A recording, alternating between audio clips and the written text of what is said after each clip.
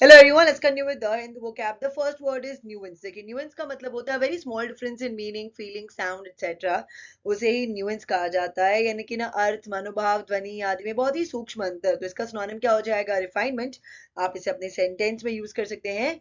Linguists explore the nuances of language. The next one is trajectory. Trajectory का मतलब होता है कोई ऐसा रास्ता जो कि एक पर्सन चूज करता है अपनी लाइफ में, उसे ट्रैजेक्टरी कहा जाता है. So a trajectory is the path of an object through space or the path of life that a person chooses. उसे हम trajectory कहते हैं. तो इसका सिनोनिम क्या हो जाएगा? path. आप इसे अपने सेंटेंस में यूज कर सकते हैं. As of now, Jeremy has not decided which trajectory to take after high school, college or the military. The next one is compliance. Compliance का मतलब होता है जब आप किसी लॉ, ट्रीटी या अग्रीमेंट को जैसा बोला गया है ना, अगर आप उसको वैसे ही फॉलो कर रहे हैं तो उसे कंप्लायंस कहते हैं. यानी कि compliance with something, for example a law, treaty और agreement means doing what you are required और एक्सपेक्टेड टू डू, यानी कि ना अनुपालन. तो इसका सिनोनिम क्या हो जाएगा? ओबीडियंस. एंटोनिम क्या हो जाएगा? डिफायंस. आप इसे अपने सेंटेंस में यूज कर सकते हैं. Inspectors were sent to visit nuclear sites and verify compliance with the treaty. The next one is spurt. Spurt का मतलब होता है एकाएक रफ्तार या कोशिश बढ़ा देना, उसे ही स्पर्ट कहा जाता है.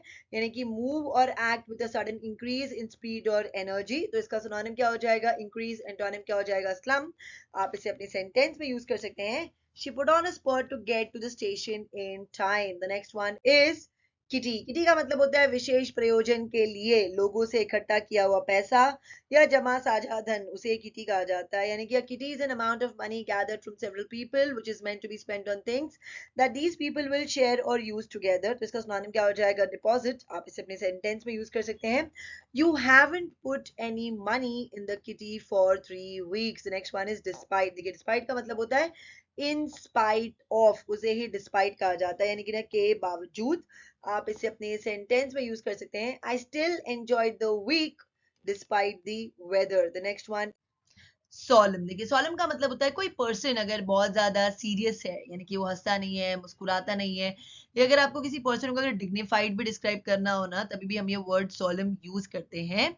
देखिए अगर आपको इसको ना याद रखना है ना, तो उसके लिए एक ट्रिक है. देखिए सोलम में वर्ड देखिए क्या है? सोल. तो आप ऐसे याद रखिए कोई सोल मैन है जो कि पार्टी अटेंड कर रहा है मगर एक कोने पे खड़ा है, किसी से बात नहीं करता है, हंसता नहीं है, मुस्कुराता नहीं है, सीरियसली खड़ा है कहीं पे एक जगह पे, तो उसे आप बोल सकते हैं सोलम. ठीक है.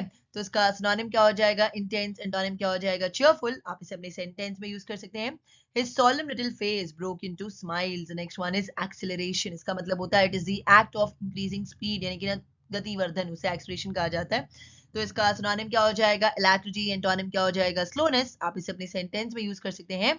An older car will have poor acceleration. The next patchy. देखिए पैची का मतलब होता है कोई भी चीज अगर ना अनइवन है, या तो अगर आप किसी चीज को पैची डिस्क्राइब कर रहे हैं ना, तो मतलब कि वो रिलायबल नहीं है या सेटिस्फैक्टरी नहीं है, क्योंकि वो अच्छा नहीं है, उसे पैची कहा जाता है.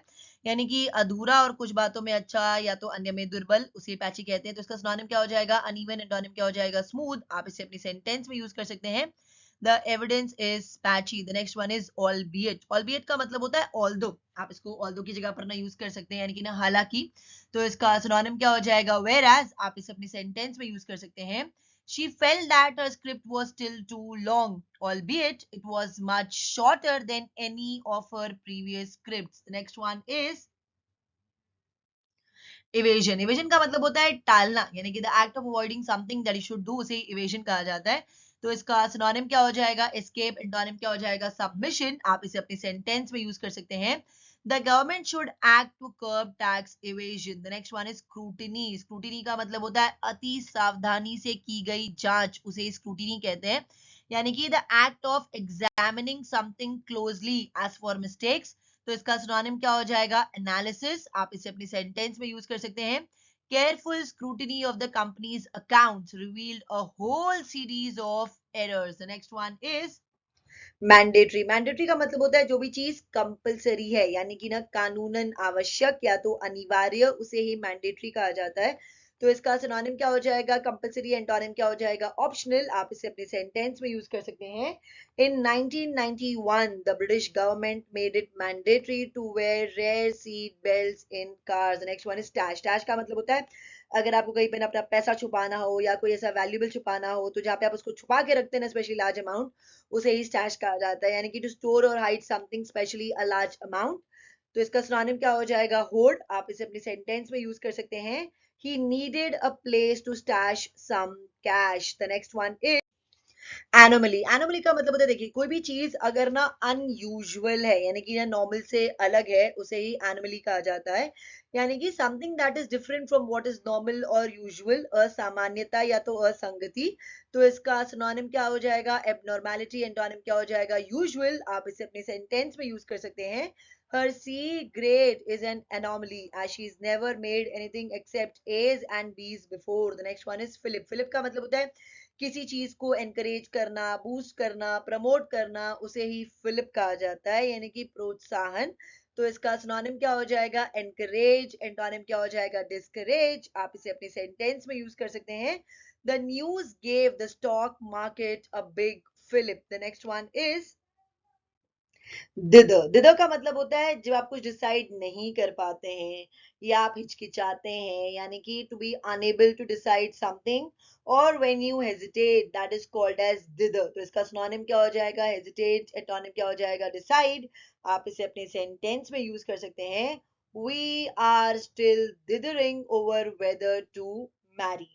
That's it for today. अगर आपको वीडियो अच्छा लगा तो उसे लाइक करें, शेयर करें, कमेंट करें, साथ ही साथ मेरे चैनल को सब्सक्राइब करें। Thank you.